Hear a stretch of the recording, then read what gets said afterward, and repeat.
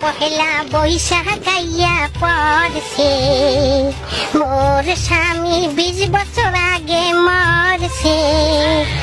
ও খুশি হবা তোমরা বাবা, মুই সিঙ্গেল বিধবা।